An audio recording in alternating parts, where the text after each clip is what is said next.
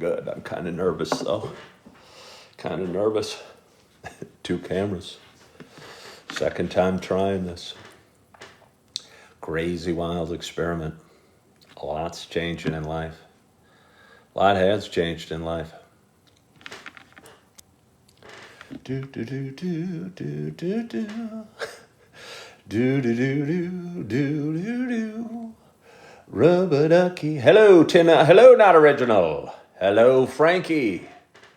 Hello, Lisa, or is it Liza? Hello, user. Hello, Everlasting Bloom. Gloria Cook. Love the love. Lisa. Love the love, like the live. Hey, that's a lot of alliteration. Howdy, not original. We're trying something new this evening, and honestly, I'm a little bit nervous. I'm not super nervous. I think I'm always a little nervous. Every time I go live, my adrenaline gets going. I don't know, feel a little excited. I feel a little silly, feel almost a little embarrassed. Hello, Jerry. Hello, Miss Hampton. Hello, Goldilocks. Hello, Janie. Hello, Kelly. I wonder how many people we're going to have tonight. Hello, Trish the Dish. Hello, Mad Dog Chris. Deborah Lyons. Mr. Butternut. I wonder if Saturday night's a good night to go live. You think so? We'll find out.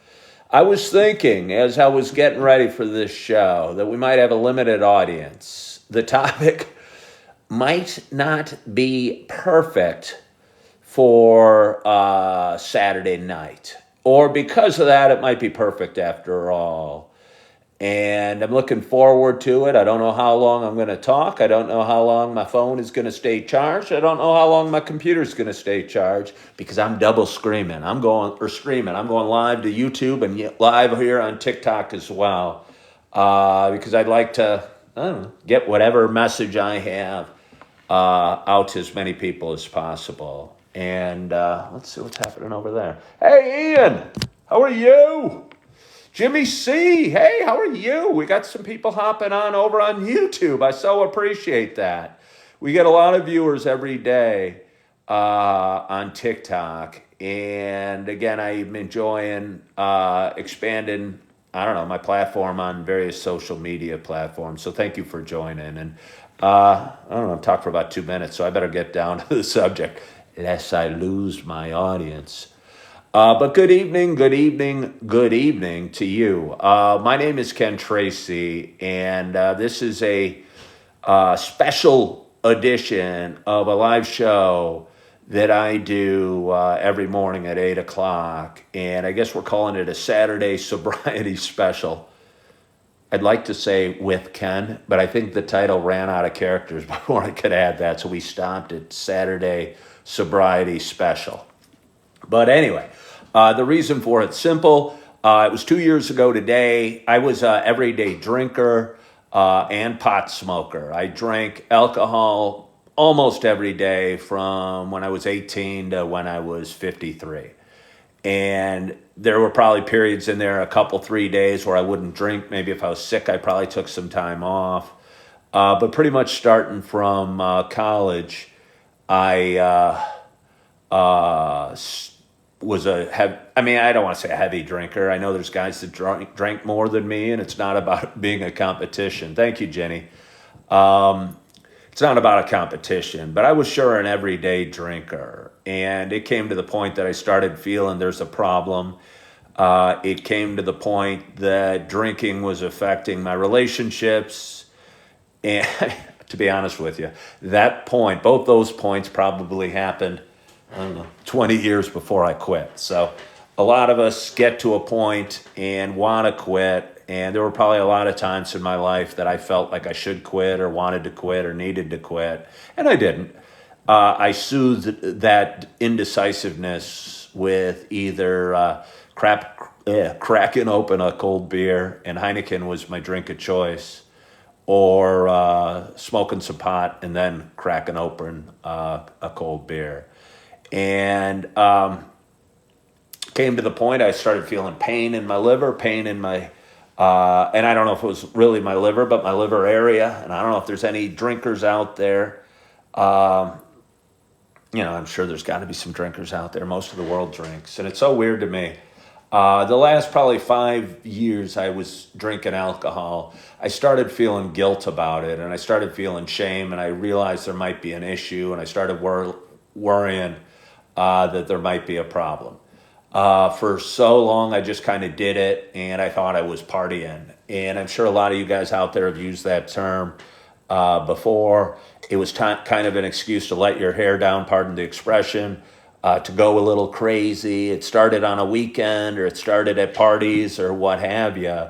But slowly but surely, it became a regular part of my life because I really enjoyed the feeling of being buzzed, from pot or from alcohol. And about 5 years before I quit, I started realizing, hey, I'm here a lot. And here for me was most often on my couch with a bottle of Heineken. Sometimes it was waking up because I'd fallen asleep and the Heineken had spilled over on the couch out of my hand and my pants were wet. Sometimes I'd wake up and we'd have friends over and, they'd still be there and I'd feel silly and people would laugh at me and say I was snoring or what have you.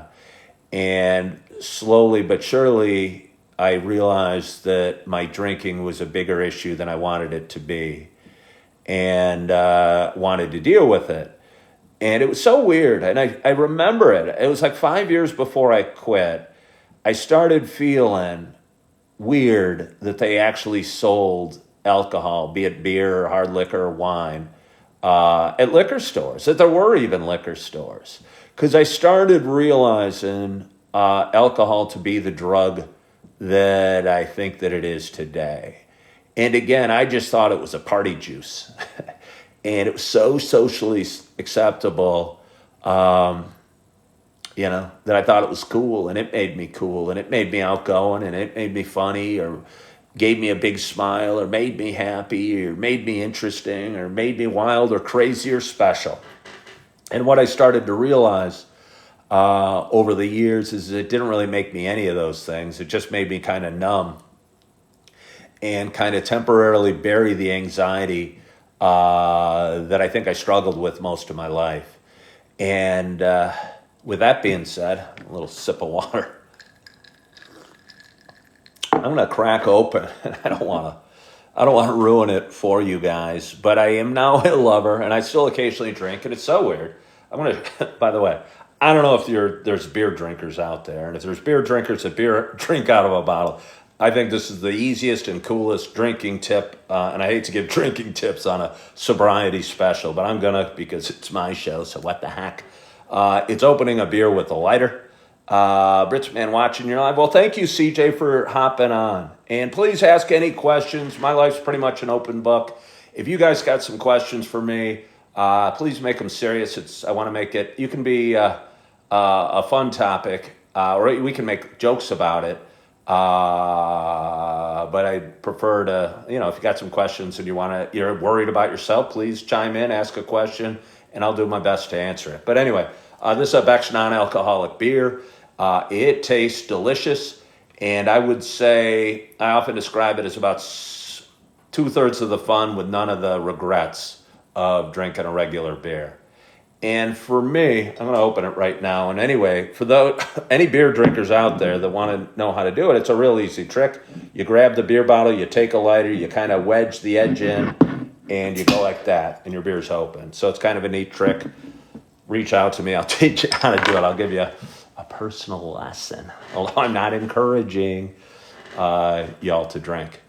Where was I? At the beginning.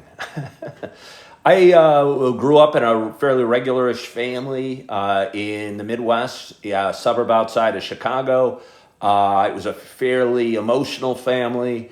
As I look back on it now, there was 4 kids and 2 parents and oftentimes a dog or 2. I think it was a pretty highly emotionally charged family, and I think to this day we're still pretty emotionally charged. One thing I realized about my childhood or my family is whatever we did, we did it a lot, and we did it to excess. And whether it was talking my dad eating ice cream or me eating Oreo cookies, or as it would turn out in later years, drinking wine or beer or hard liquor. And to be honest, I've never been much of a hard liquor drinker or a huge wine drinker.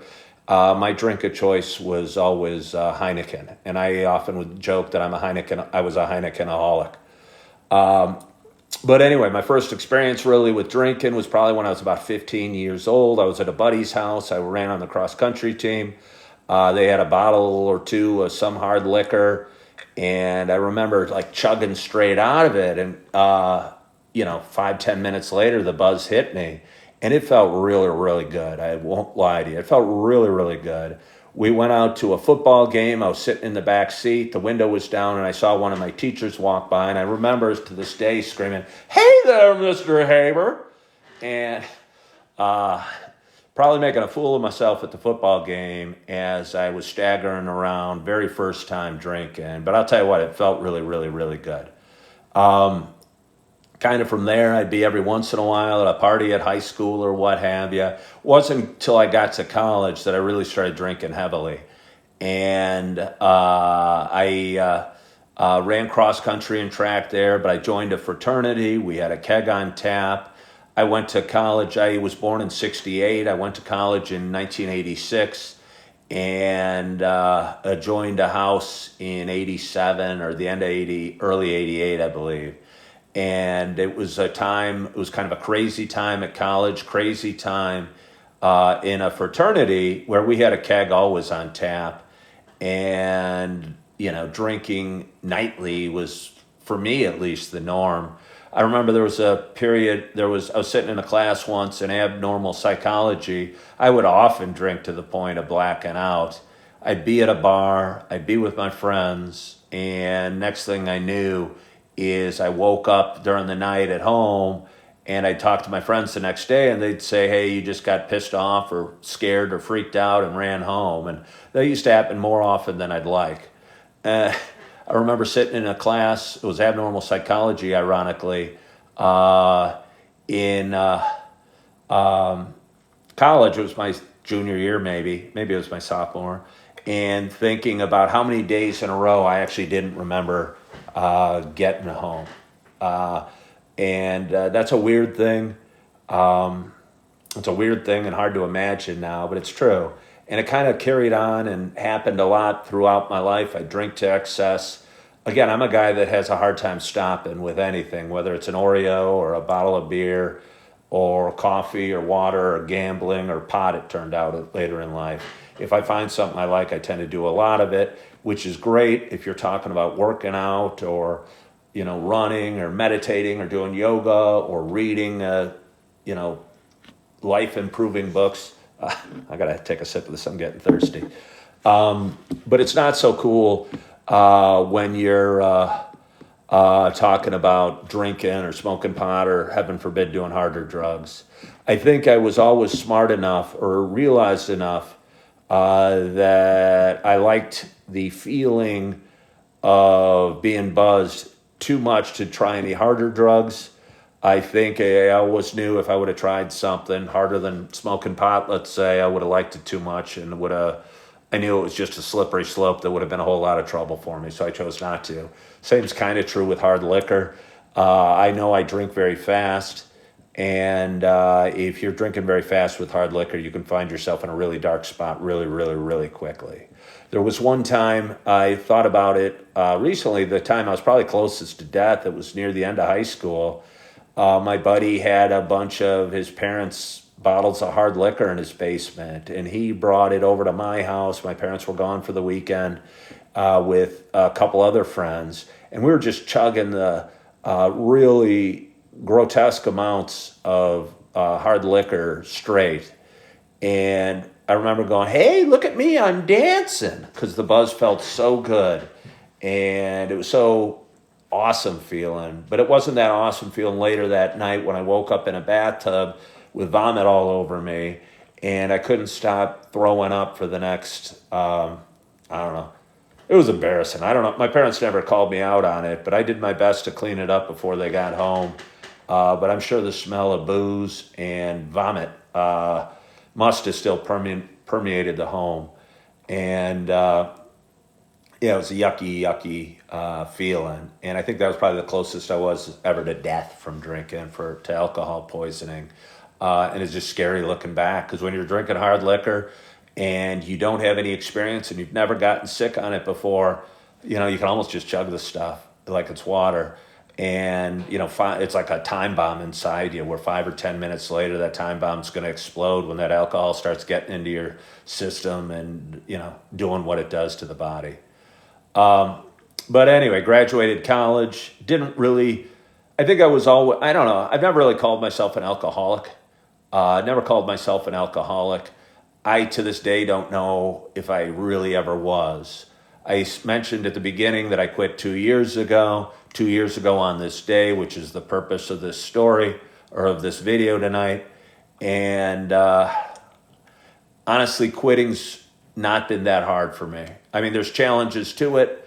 The biggest challenge I felt from giving up alcohol was filling the massive amount of time. I laugh. The massive amount of time I used to spend drinking.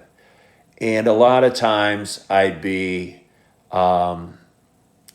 watching a football game and I'd be drinking, or I'd be having a campfire and I'd be drinking, or I'd be bowling and I'd be drinking, or I'd be golfing and I'd be drinking, or I'd go on a fishing trip and I'd be drinking, or, I'd drink before a movie. I'd take my wife out to dinner. I'd, meet some buddies at a bar. We'd do trivia. We'd have a game night. Whatever it was, I think a lot of the reason we did it was for the drinking. Whether I had a buddy over, we'd always have beer. Thank you so much, Octagonatron.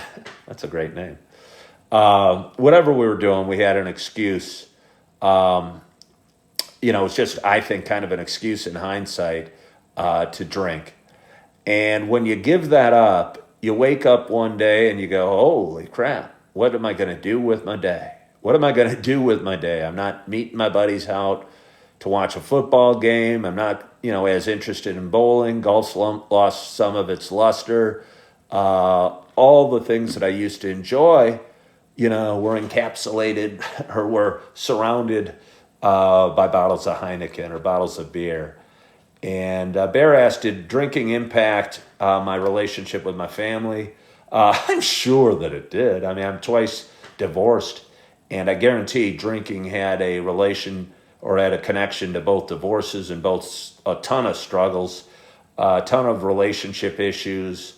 I've always had sort of anger issues where I'll get really upset or really pissed off about something. And now it might happen once every 2 weeks where I don't know, yell at somebody or get mad or be upset or whatever. But that used to probably be an every other night occurrence, and that's not good. Hello, Mikey Johnson. Thank you for joining over on YouTube. I appreciate you joining. But anyway, after college, I became a stockbroker. And stockbrokers are famous for their overindulgence for both the income. I burn bridges from drinking, but alcohol doesn't define me. It's not who I am. Well, that's cool, Windy City, dude. It was who I was. And glad if I don't know what it would be like to live the life of a moderate drinker. I don't really know how to live a life of a moderate anything. And I imagine if you're somebody that can go out and have a glass of wine with your wife at dinner or a couple beers, at a football game or what have you, or even smoke pot on a Saturday night, that's probably cool. But it wasn't that way for me. It wasn't that way for me. And kind of like I said about harder drugs or hard liquor, I think I'm smart enough to know that it wouldn't be that way again. Oftentimes somebody will offer me a cookie, and this is going to sound weird, and I'll say, no, thank you, I don't want any. That's not true. I desperately want one. But I know if I had one, I'd eat the whole box or I'd have a hard time stopping. And, it's sort of okay with cookies. It's not okay for your waistline, but it obviously doesn't have all the permanent, can't cause the permanent damage that drinking alcohol can.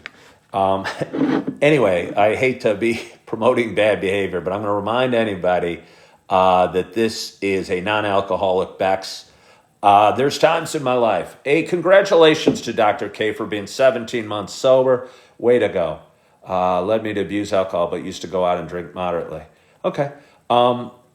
There's times in my life, and I mentioned a few of them, where I still love the taste of beer. And I realized, I think I was barbecuing about a year back. For a while, I was scared to drink non-alcoholic beer because I thought it might get me into wanting more. But I was barbecuing or I was having a fire around a fire pit, and I go, gosh, something's missing. Something's missing. And I discovered non-alcoholic beer, and it's interesting. I'll buy a 6-pack now, and it'll last, I don't know, 4 days or something like that. I might have one. I might have two. I'd rarely have three. And when I used to drink Heineken, I'd get a 12-pack probably every day and a half. And that went on for 20, I mean, I don't know, 25 years probably at least. And again, I was never one, I don't want to say I was never one to drink a ton. I mean, because I probably drank a fair amount every night. I don't know if 8 beers is a fair amount, but I'd start early, and I just, I always had lived a life where you could drink, whether it was being a stockbroker or later on in life, I became a realtor. And I think both of those professions probably deal with a ton of alcoholics and sometimes harder drugs. And again, stockbrokers are famous, if you've seen any of the movies, for doing things in excess, whether it's driving fast or fast women or doing drugs or whatever, or gambling or what have you. And a lot of it's true. It's part of the life, this high stress of the job, the high financial rewards.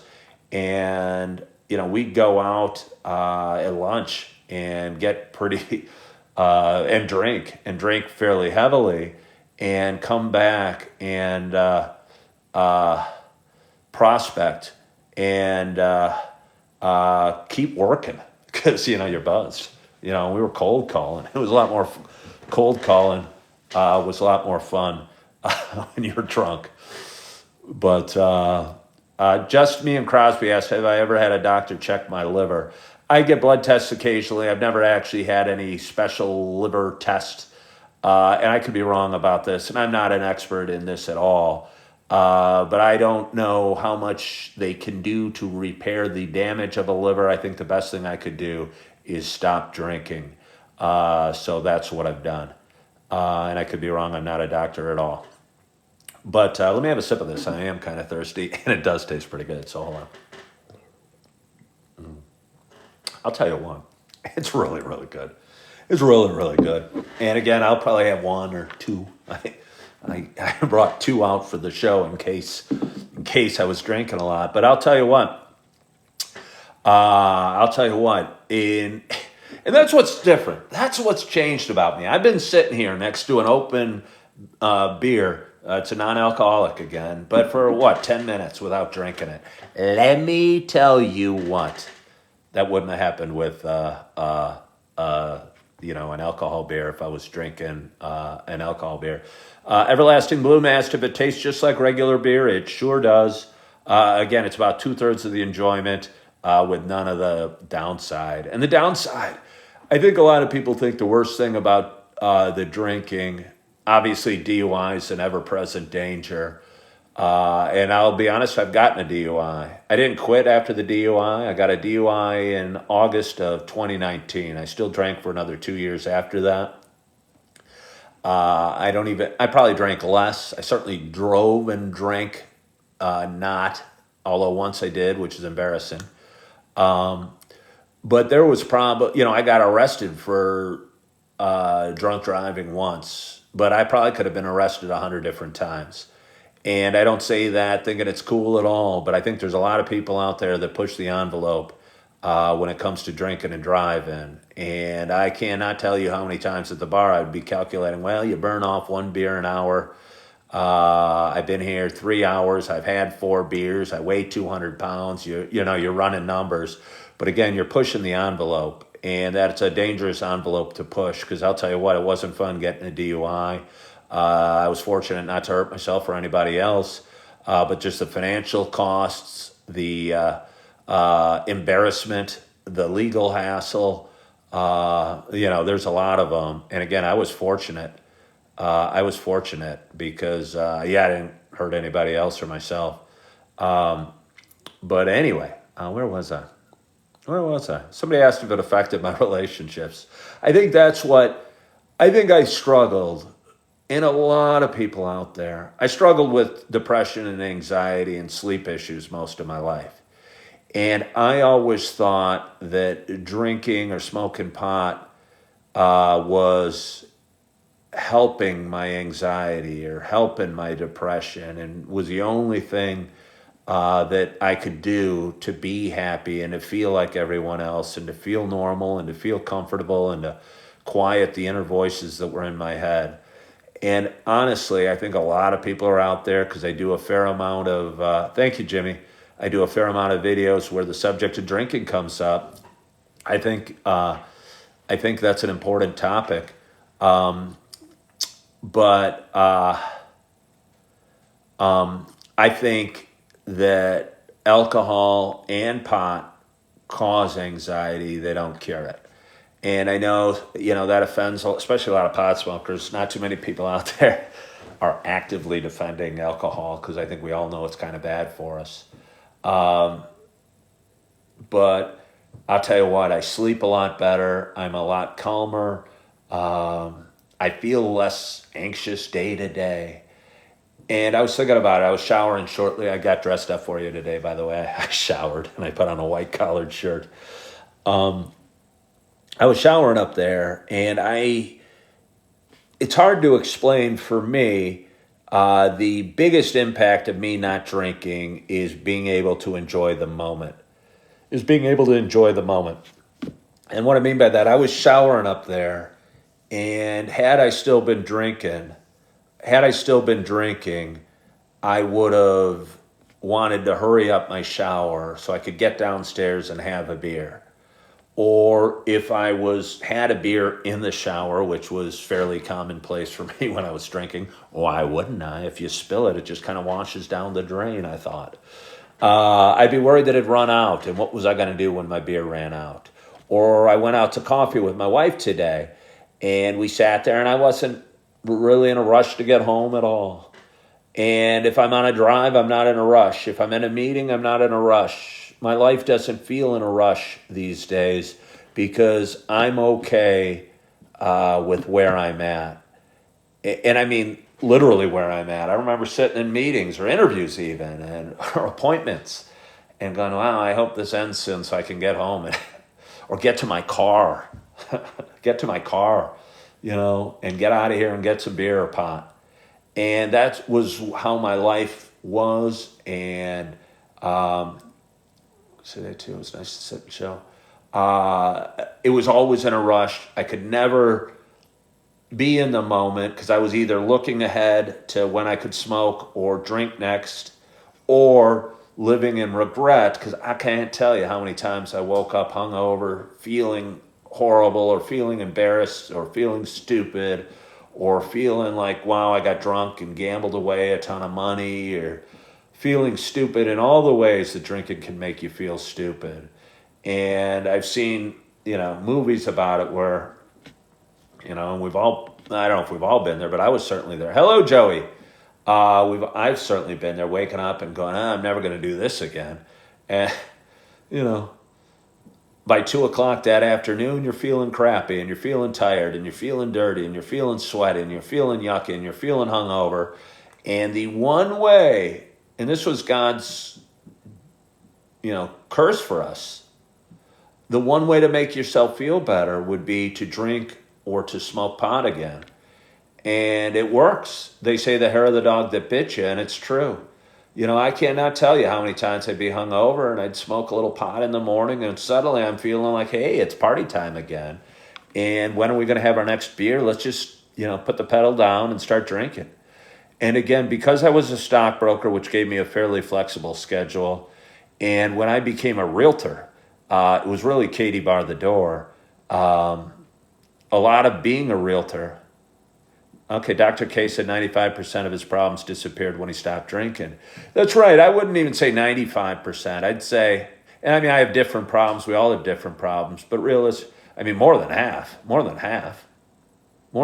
for sure. I still have issues. Life's not perfect. I'm not trying to say if anyone quits drinking that everything's going to be perfect. You still got bills to pay. You still got issues with humans, but your issues are less glaring. Your want for other things has dropped a lot, and life's better. Life's better, and you're okay. You get, when you're doing drugs or chasing a high, you get really high highs. The wearing the lampshade or dancing on tables at a wedding. Those crazy, wild, funny memories. But then you wake up the next day and go, God, did I make an ass of myself? Oh my God, they caught it. They got a video of me dancing and dirty dancing with some woman I don't even know and making a fool of both of us or what have you. I don't even remember doing that. And, you feel like they're not, maybe they're laughing with you, but maybe they're laughing at you. And you don't know for sure. And you don't know for sure. So, I don't know, 2 years ago tonight, I got into a fight with my wife the night before. And we decided we needed some space. And I slept in my buddy's on an air mattress in his 1-bedroom apartment. And out of habit, I drank. It wasn't even drinking much. I had like 6 or 7 beers. And I drawn a blank as to which they weren't. They weren't Heineken, ironically. They weren't Heineken. But I drank 6 or 7 beers because I didn't know what else to do. I didn't know where else to go. I had nowhere else to be. I had no family to be with. I was in the kind of party room of a buddy's apartment building. And then I went up and I woke up during the night and I'm going, I almost swore there, but I won't. Crap, I feel really down. Crap, I've lost my family. Crap, I can't sleep. Crap. The darkest of dark thoughts were really bouncing around my mind. And I won't talk about them here because various social media platforms don't talk about them. But really, really, really dark thoughts. Yeah. And woke up feeling horrible because I barely slept. I was anxious. And again, I'd spent the night thinking the darkest of thoughts. And for some reason, I don't think I vowed at that moment to never drink again. But for some reason, I chose not to drink that next day. I thought, hey, I felt really bad last night emotionally. I don't want to feel really bad tonight emotionally. Maybe drinking's part of the problem, and it's really not part of the solution. So I didn't drink. It was a Friday this day. I didn't drink this day. And believe me when I tell you, I did not have a perfect day Friday. It was even worse than the previous couple days. I did not have a perfect day Friday or Saturday or Sunday. But just kind of realized I slept a little better. I felt a little different. I felt a little clearer headed. And without drinking or without smoking. And again, what I didn't realize at the time, I'd make it 2 years, because I certainly didn't plan to never drink again. I still have never said I'm never going to drink again. Somebody asked me 6 months ago if my daughter turned 21 if I drank, and I don't think I would. I don't think I would at all. I don't really have any temptation. It hasn't been hard. It hasn't been hard for me. Maybe I was never physically addicted. It's been weird. I've cried a lot. I felt my emotions in so many ways that you cannot imagine. I think for years I was burying my emotions, and I thought I was burying just the negative ones, the depression, the anxiety, the fear, the worry, even sometimes the anger. And maybe I was burying them, but I was also never addressing them. Bison blasting, I probably was fun to party with. But until I got pissed off and ran home. I didn't remember running home and yelled at everybody and said, I hate you. I hate you. Well, imagine that's what I said. But where was I? Oh, let's have another sip of beer sometime. And again, it's not beer. It's non-alcoholic. This is my second sip. Well, let me tell you. 3 years ago, I would have been on my third beer at this point. But it tastes really good. It tastes really good. I should go and get a career of non-alcoholic beer sales. I will bet you, and I don't know if I'm going to live long enough to see it, even though society seems to be going in another way, because it's legal to buy pot in Illinois now, and there's dispensaries, 3 miles from my house or what have you, and it's legal. I think society, and I might not be around long enough to see it, is going to turn against alcohol. I think it is just so obvious, the badness of it. The badness of it.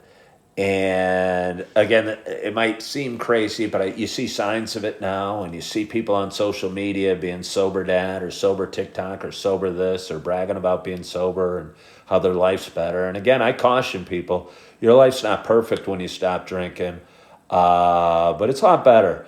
And again, for me, the biggest improvement beyond the hangover is just the feeling that I can be okay with where I'm at and what I'm doing and who I'm with and the moment, whatever that moment is.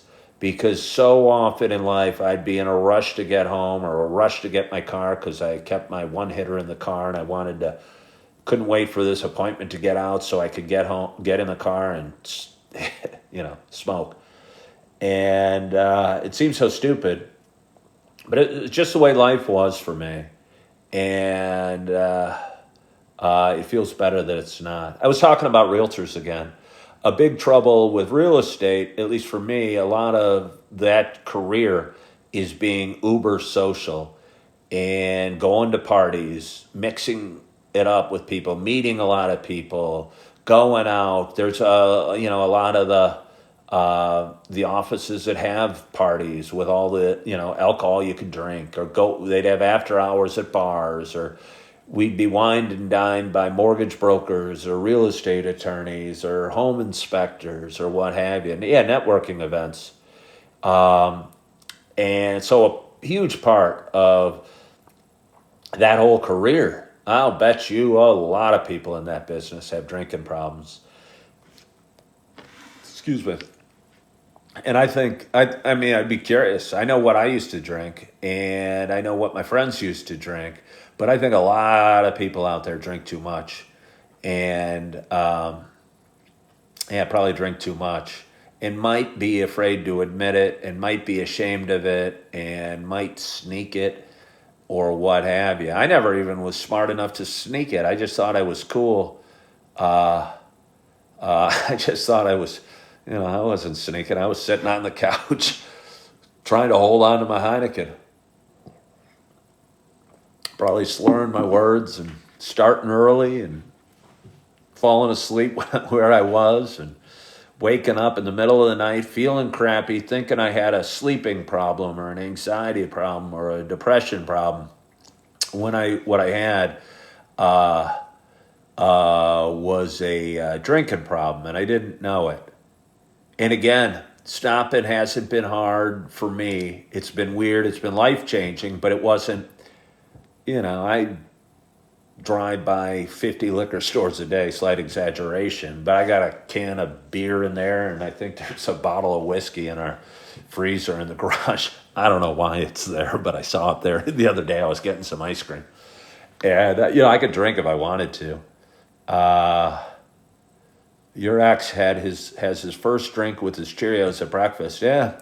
Susie Little, I don't know if you mean in the Cheerios or next to it, but either way. I remember there was times I woke up and I was going golfing that day.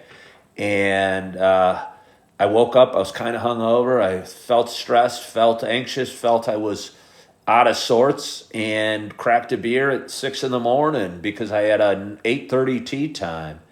And... and I don't know, you drink 3, 4, 5 beers and suddenly the hangover's less, the anxiety's less, you're feeling better, you're suddenly partying, you can't wait to get to the course and tee it up. And But then it happens again. I tell you what, the amount of money people spend drinking is so stupid. I'm thinking about it. I was talking about golf right now, and this particular round was at a course not too far from my house in Bolingbrook Country Club. This day I drank, I don't know, 7 beers before I left the door. I think they might have been Bud Lights or something, so kind of watered down beers. I drank enough where I think I could have drank Bud Light from morning to evening and never passed out. I think I could have kept drinking it because it's kind of a watered down beer, if you will. And I drank enough where I think I could have drank it all day, every day almost. But anyway, you go out with your buddies, at a golf course, and they're charged, I don't know, $7 for a beer at a golf course. You buy 4 for a foursome. It's $28 with a $7 tip. That's $35 or something like that. It's crazy. Crazy. You go to a baseball game. They charge $12 or $13. It's been a while since I've been to a pro event. But it's 12 or $13 for a beer. You buy 6, you got to get out like $80. Crazy expensive. You go out to dinner with your wife or your friends, whatever your food costs. For me, you could double the bill because we were drinking and we get 2 or 3 drinks. 2 or 3 drinks. And, yeah. It's amazing the money I spend at sports events. Yeah, Frankie, I don't even go. Well, not original. You asked if I golf. Yes, I golf. Hello, Josh Anchor. And thank you guys so much for joining. Again, I talked for 40 minutes. I really didn't have any great plan for tonight.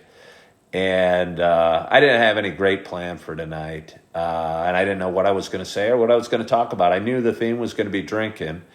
And apparently it was. Again, it was 2 years ago today that I stopped drinking. Life's better. And I say that with all sincerity. It's not perfect. I still have issues. I still, but I am so much calmer. I sleep so much better. I'm more content wherever I am. I'm more at peace when I'm playing with my kids. I play more with my kids. Before, I think the kids would have stressed me out because they would have been between me and my next bottle of beer or my next hit of pot. And it's better to, I just feel consistently better every day and every moment. And am excited to see what I can do with my life over the next, 30 years. And I've been working out. I've been pouring a lot of energy into video production and content creation and enjoying the heck out of that. I've been loving on my family, loving on my kids especially, and being a dad's awesome. And again, not every day is perfect, but you still get frustrated, you still get tired. But at 5 a.m. when my baby wakes me up, because I got a little 1-year-old, I'm a lot more able to get up and still have a good day because I'm not feeling hungover, or not feeling fuzzy, or not feeling stupid, or not feeling embarrassed about the night before. Yeah. Everlasting Bloom asked me about how I couldn't ride my scooter. One of the biggest joys I get outside of kissing my babies or what have you is I own a scooter, a Suzuki Bergman 400. And on a nice day, I feel there's almost nothing that makes me feel better than going out and taking that for a ride. But so often when I was, before 2 years ago, I'd have a hit of pot in the morning. And the one thing you don't want to be doing is be on 2 wheels while you're high, because, they say you get paranoid, but, you start thinking of things you shouldn't be thinking, like just how hard the pavement is and just how scary it is or just how fast you are. And my palms are sweaty just thinking about it. But you couldn't ride. And so I wasted so many beautiful riding days. It's not just riding days. I wasted so many days. You can sit and let life pass you by, drinking and smoking make doing nothing okay. Make doing nothing okay. Watching TV or sitting on the couch, or it's an activity in and of itself. And they make watching a football game seem awesome. Have you talked with my older girls about your substance experiences? Not in the level that I'm going in today, Shannon, but they know I don't drink now. They know I drank before. And I talk to them. I don't sit them down and say, no, girls, I don't want you drinking. Because I don't think that works. And I've talked about it a lot. I don't think it's really hard to quit, I think, if you don't want to quit. And the more I told them not to drink, I think hopefully they're proud of me and aware that I'm a different person than I was when I was drinking. Hopefully they feel good. And but no, I don't often sit them down and talk to them about it. It's clear and we talk that I don't drink anymore. But I don't actually, have big discussions. They might be watching this. Only got 10 people on. They might be 20% of them. But anyway, does anybody have any questions? Does anyone want to know anything specific? Please do. Other than that, I'm not sure what else I have for you. Again, I've talked for 46 minutes, and I so appreciate you guys joining. If anybody out there is worried about drinking, you're not alone. And I think a lot of people out there probably drink too much, and a lot of people probably lean on pot and they say it helps with anxiety. I think it's probably more often the source of the problem and not the solution to the problem. And I know that pisses a lot of people off because they say it grows in the ground. And then it's funny with pot. Anytime you bring it up, somebody's going to go, well, what about the people that have cancer or something like that or need it medically? And, that's probably like 0.1% to 1% of the pot smokers out there that use it for pot. You should post a number to a hotline in case anyone might need it. I don't know a number to a hotline. I don't know any number to any hotline. If anyone wants to stick around, I've been to exactly one AA meeting. I did it because I didn't know what to do. Somebody said, hey, go check it out. You might like it a lot. I was trying to fill time. I was trying to keep busy. Thank you so much, Linda Lou. I was trying to keep busy, and I went to one AA meeting, and I just didn't feel I fit. I was me. I was open. I was honest. I was friendly. I was outgoing. I had a big smile on my face. And the people at this specific meeting, and this isn't a knock on AA, I think all the meetings are probably different, just didn't feel like that. And I felt that perhaps I was more of I don't know if I was a distraction, but it sure felt like one of these things is not like the other. And it feels good. It feels good. Again, we're 2 years today. I never planned on it being 2 years. I remember talking to a buddy that was over, and I was at 9 days at that time, and I said, hey, I haven't drank in 9 days. I don't think I've gone 9 days in my life. And it's true. Unless I was deathly ill, I really saw no reason.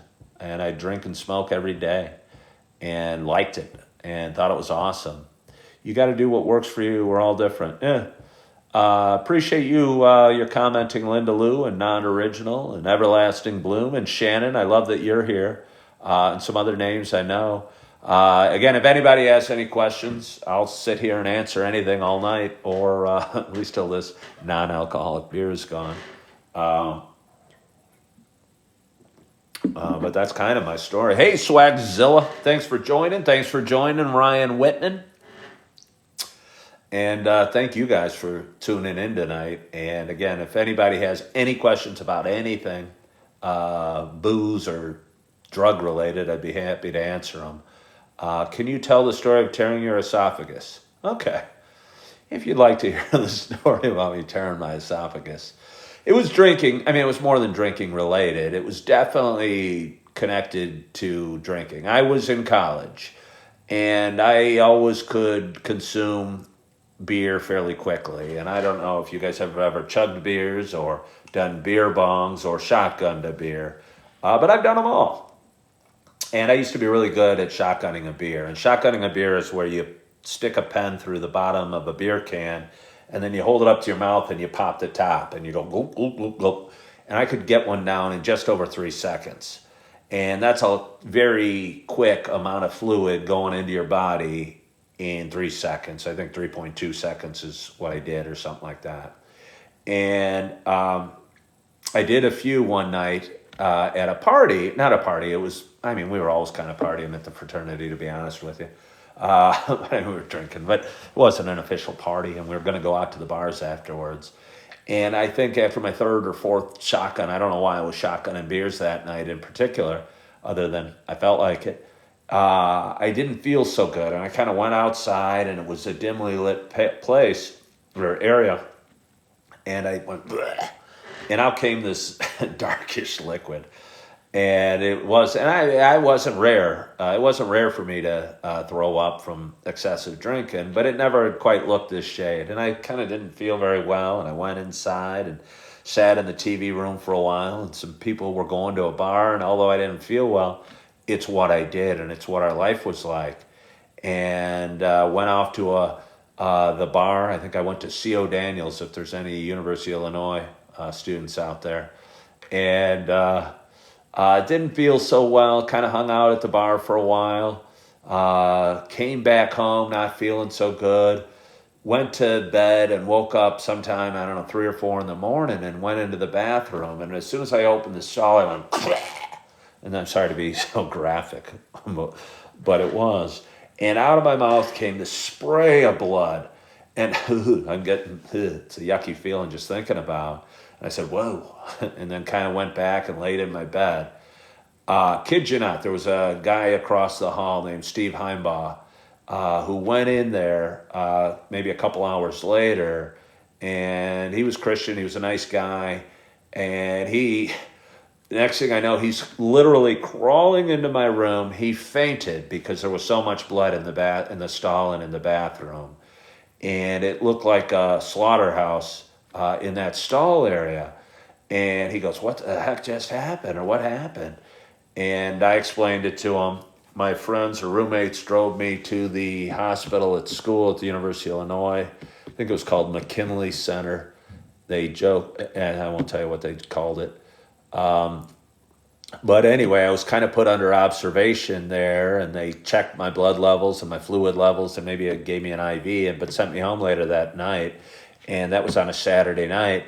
Monday, I still wasn't feeling real good, but I actually went to classes. And after classes, there was a group in my room, and I'm standing up to do something, and all of a sudden I went boom, and landed on my buddy's arm. And it was my friend Adrian. I hurt his arm. He broke my fall. But anyway, they took me back to the hospital, and they were looking at me again. And I said, hey, I got to get up to go to the bathroom. Is that okay? And they go, yeah, just be careful. And I went up to pee, and we men can pee standing up. And I'm peeing, and the next thing I know, I'm lying against the wall between the toilet and the wall, and there's doctors or nurses hovering over me, waking me up, and they got me back to the bed, and they called an ambulance, took me to a regular hospital, and they put this camera down my throat, and they sprayed some weird thing in my mouth, and it tasted like bananas, but to numb your throat. But let me tell you, it's still not a pleasant experience, because I've got a very quick gag reflex, and I was just going, wah, wah, wah. But I wasn't allowed to eat, so nothing came up. But anyway, they put a camera down my throat, and there was a tear in my esophagus that apparently all the rapid vomiting, shotgunning of the beer caused. And I was in the hospital for, I don't know, was it 5 days, or I think it was like 5 days then. But I turned out okay, and it was just a lesson learned. And I mean, honestly, I don't know if I learned a lesson. I probably didn't learn a lesson at all. I was young, I was stupid. I was going to college, I was having fun, and we were partying every night. So I probably didn't learn a lesson at all. But I survived. And I think God teaches us things through life. Somebody asked me, no, Shannon, drinking is not so glamorous. Drinking is not so glamorous. You think that it is What did my parents say? I don't remember. My mom came down, to the hospital, and she was worried. But I don't remember it being any horrific thing. Again, uh, I was drinking all the time. We were drinking all the time. We would do keg chugs in the house where, depending on how many guys were there, we could have 50 people or we could have 15. And we'd go in a circle and just keep the tap running. And by the time you got back around, you had to have your beer done. And when there's 50, you were drinking quickly. And the smell of that house was nasty. Just because, again, the tap or the bar was in the basement and it was just dingy and dirty. And yeah, weird. But yeah. So let's have one more sip of this Beck's non-alcoholic. Anybody has any more questions? I've almost talked for an hour. Had no real plan, but I don't know. Thought I'd share with you some of my experiences. Again, I think it's just so socially acceptable that a lot of people, just do it. You just do it, and then you don't realize you're suddenly doing it every day. And you're gonna, you go to work, you feel kind of fuzzy, you feel you got as good of sleep, and you get home from a stressful day, and what are you gonna do but crack a beer or pour yourself a cocktail or a whiskey on the rocks or whatever, and yeah, you just did it, and it was part of my life. It was part of most of the people's lives I hung around with. What should people do if they're worried about their drinking? Stop. Stop. Stop. But again, I was worried about my drinking for a bunch of years. Hey, Next Drunk says 11 years sober. Keep trudging the road. Hey, thank you so much, Next Drunk. I appreciate you hopping on, and congrats to you for 11 years. Yeah, this is 2 years off for me. And it wasn't planned, but it feels really good. And kudos to you for 11 years. Again, Not Original said, what should people do if they are worried about their drinking? I'd say stop, but it's easy to say and hard to do. You got to really want it. And I don't think I would have really wanted it had my relationship fallen to such crappy levels and my self-esteem fallen to such low levels and my happiness fell into such low levels. And again, I was in a really dark place. So for me, I just said, hey, this is not a solution to the problem. And for all this time, I think I was insecure. I don't think I would have danced or sung in a crowd or talked to a woman in front of a crowd unless I was drinking. Because I was nervous and feeling insecure and feeling anxious and feeling inadequate and what have you. And it's so interesting because, I'm more outgoing, and I think I have an inner confidence that I never would have had when I was drinking all the time. And, I had a false cockiness maybe because, I don't know, I thought I was funny when I was drunk. But I wasn't that funny. Thank you so much, Shannon. But I have an inner confidence now that I think is obvious, and a contentment now, and I'm less rushed, I'm less anxious. And again, I was drinking and smoking to solve anxiety, but it was causing anxiety. And again, I think it's probably not just me. Hello, Candace. Thank you for hopping on. Good night, Shannon. Thanks for hopping on. I'm sure it's not just me. Hello, RJ. How are you? You're tuning in an hour into my show. But I'm sure it's not just me. I know there's a lot of people. I talk to people all the time that are trying to quit pot and don't. I think it works and it's fun. And I remember, like I said at the beginning of this, well, thank you, Candace. I appreciate you. The very first time I drank or smoked, it was the most incredible feeling. But then almost every night that you drink again, it gets a little less good. And for me, it ended up being not good at all and not enjoyable at all and not pleasurable at all. And just kind of feeling like a loser because I'd be too happily sitting on the couch and doing nothing and trying to get through my night and fall asleep and wake up and try to be productive the next day. But it was so hard to be productive. And I was a functioning drinker. A functional drinker, I guess. In that I'd go to work or I'd, pay the bills. I'd have a car. I'd have kids. I got married and what have you. But I wasn't really productive or happy or, happy with life or happy with the direction of my life at all. And again, I think for me, the biggest issue was the calling or the craving or the wanting to get home, get to my car, get to the party, get out of this. I'd be at a party and I'd be talking to somebody, and I've seen it happen a lot to a lot of different people. I'd be having a conversation with somebody, and I go, "Hey, should we go get another drink at the bar?" And if you are wanting always to go to the bar or go outside and have a smoke, and I'm sure this applies to cigarettes as well, it's hard to be in a conversation or be in a meeting or be in an interview or be watching a movie when you're wondering when the movie's going to be over so you can go out and drink or smoke some more. And that's the way my life was. And I'll tell you what, it just feels great being able to be in the moment and enjoy the now. And it's not like it's a crazy good time. Again, I was at Starbucks today with my wife and we were editing videos, but I was going, it's okay. I can sit here. I can sit here all day or I could leave now. It doesn't matter either way. Before I would have wanted to rush home so I could open a beer or or smoke some pot. And it just feels good not having that calling or that urge or that craving all the time. Ryan Whitman asked, did I have the shakes? It's funny. I have shaky hands.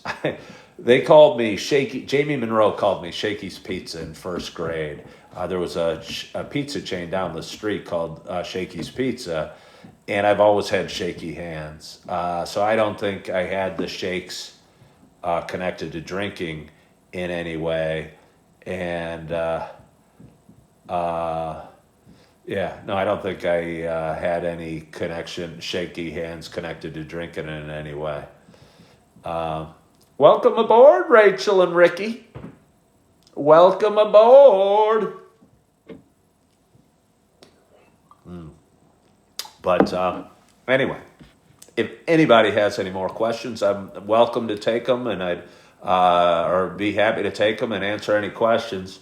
But if you don't, I've talked for just over an hour. I've talked for just over an hour, and I didn't know I'd have that much to say. Probably could talk longer.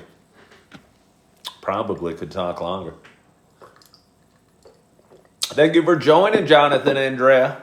Did drinking every day affect your digestive system without giving too much info? Affects mine pretty. Yes. I don't want to go into it too graphically, but I used to think I had digestive issues too, Frankie. And I used to, I don't know how to say this, but I used to have, I don't know, a lot more emergency bathrooms and yuckier bathroom experiences. And again, I don't want to get too graphic about this, but yeah, I used to have a lot more emergency issues where I had to get to the bathroom on the double. So, or it was a problem. And it was always a risk. Same here. Yeah, no, Frank, because you're putting in so much crap in your body. I mean, I don't know what's in it. You drank a lot after you lost your mom, then became an empty nester and got worse. Quit finally. Well, good for you, Candace. Do I still drink? No, I don't, Jonathan. I haven't had a drink in 2 years. And that is why I'm doing this show tonight, kind of a sobriety Saturday night special. I had no idea. I got 10 people watching, which is cool. I appreciate you 10 for watching. I had no idea it was a Saturday night. I didn't know if everyone would be out at the bars. I tell you what, you spend way less money, you sleep better, you're more content in the now, and that's the biggest thing for me.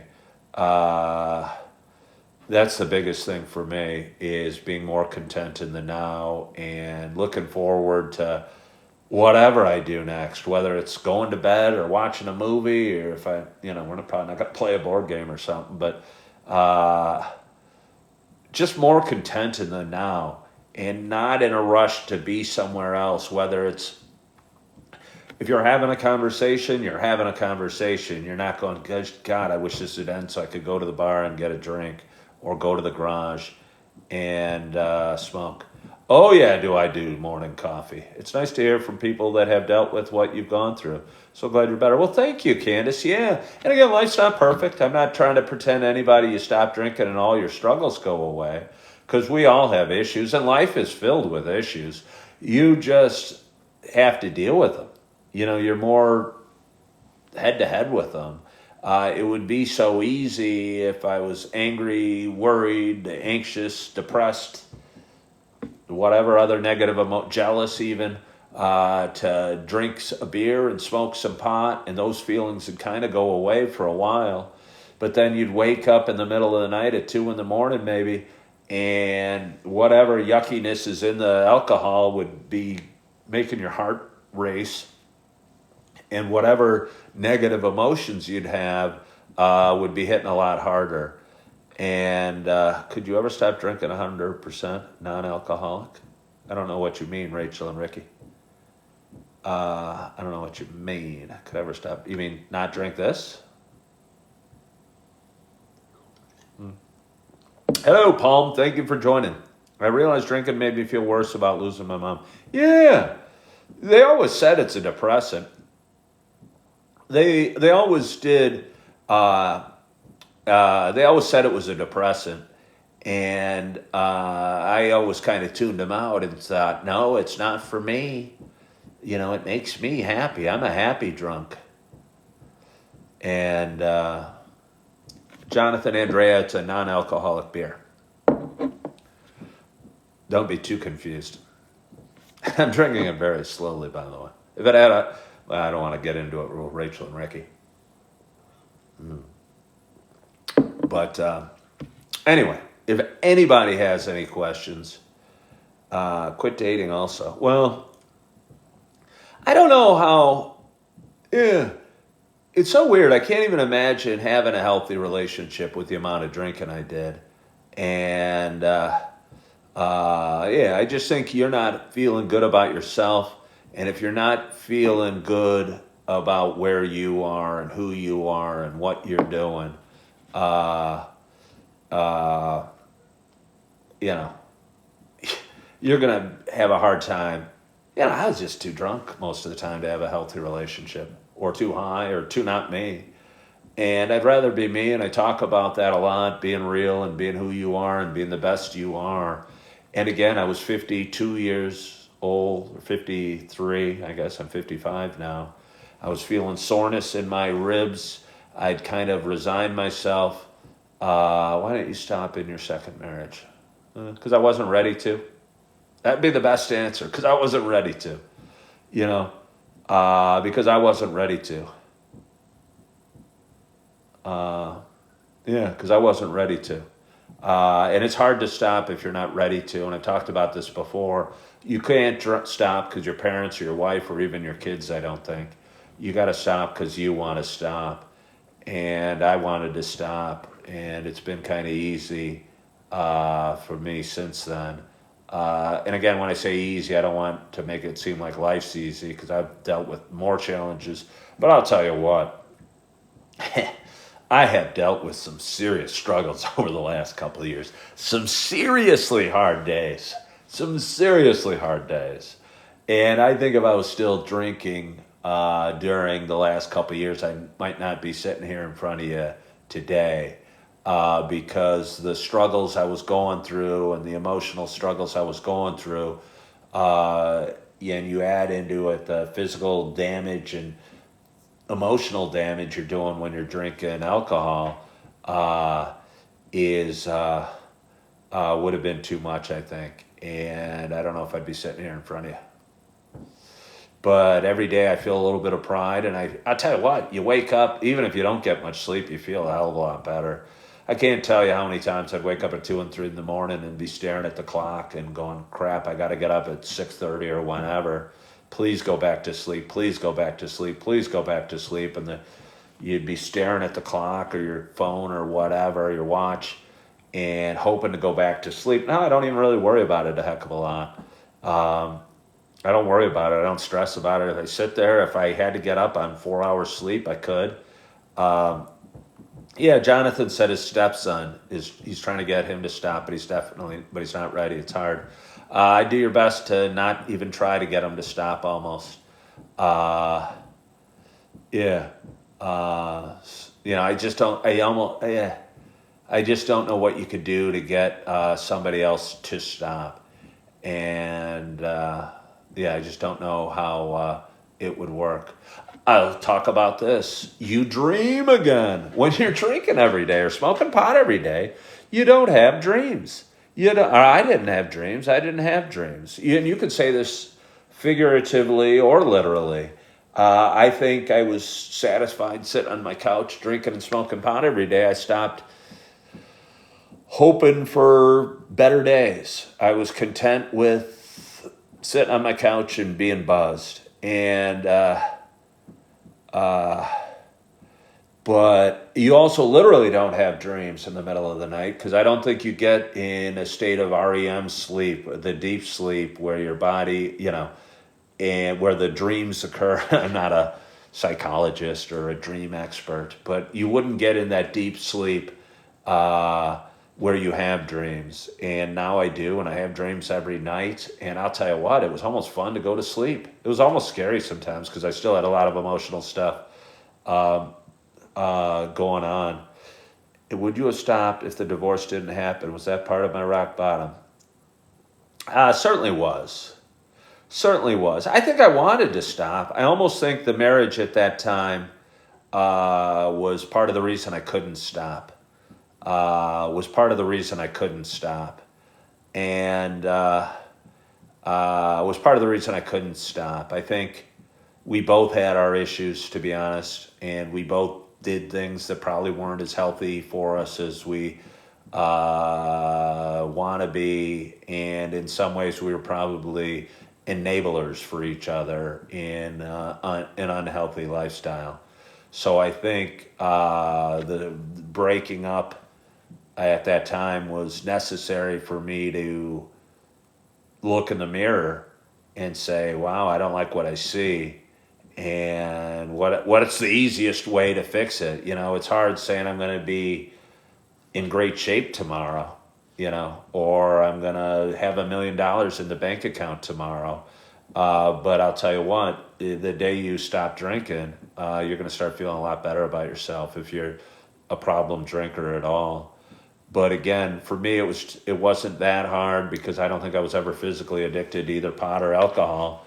But I just stopped, and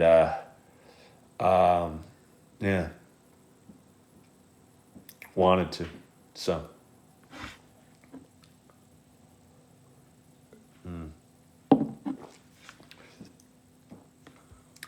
I finally started thinking clear. I quit crying every day about my mom as well. Yeah, Candace, it's tough.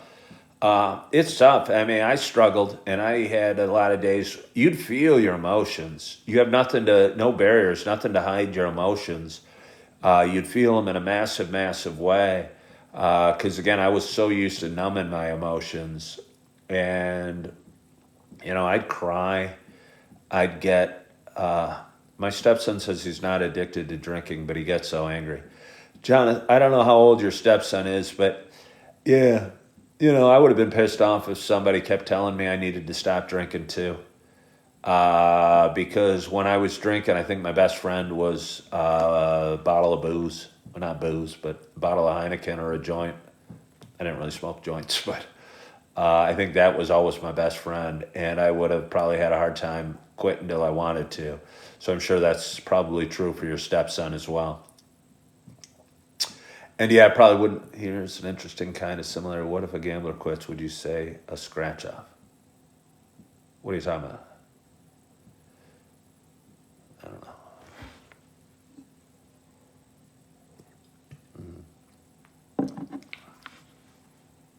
Is a scratch off still gambling? I don't know.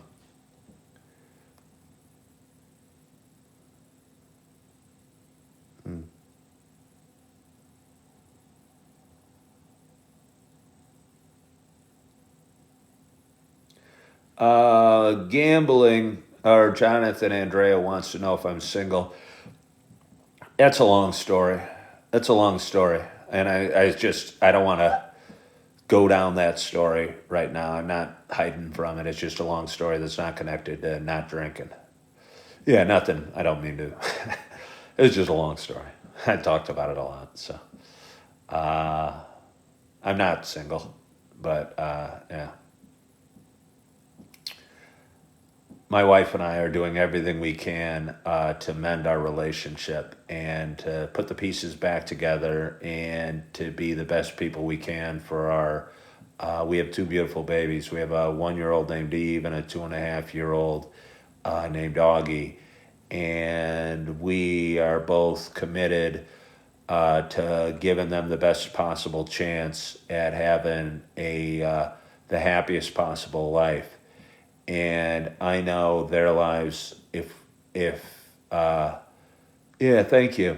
Their lives will be a lot better if my wife and I can continue to do the work that we're doing and get along in a way that we're getting along and be the best mom and dad we can for our beautiful little kids. It's just, my daughter Eve is beautiful. I mean, my son Augie is beautiful too. I'm gonna get teary eyed. But my daughter Eve loves her daddy's. I mean, so my son loves me too. But you know, my daughter, was born under complicated situation emotionally for my wife and I, and I cherish every time I get to pick her up and hold her and kiss her, and she loves her dad so much.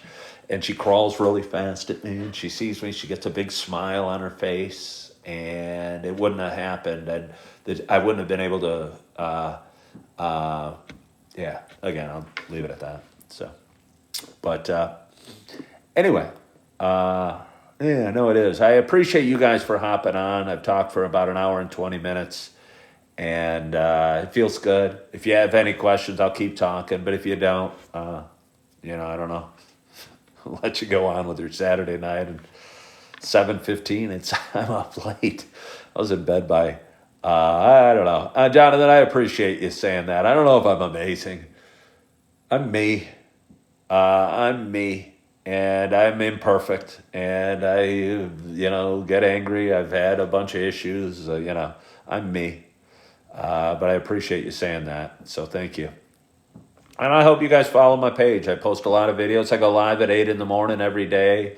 Drink a lot of coffee and enjoy this. And feels good. And again, I think in my lifetime, I've had a lot of highs and lows, really high highs, relationship-wise, financially-wise, spiritual-wise, really high highs and really low lows. And then an ability to share experiences that seems to resonate with the audience. And if my experiences out there regarding this or gambling or relationships or financial stuff or divorce or whatever helps somebody stop drinking or stop smoking or stop gambling or get along better with their wives, I feel my time is well spent. And I appreciate you guys all for hopping on. Want to thank you for joining on this Saturday night. Here's to me, 2-year anniversary. I hope you have a wonderful, wonderful evening. I hope you're feeling good. I know I'm going to sleep well, so I hope you guys sleep well as well. Again, hope you have a great night's sleep. Hope you're feeling good. I hope you are loving yourself. I hope you are forgiving yourself. And as always, I hope to talk to you soon. Bye-bye.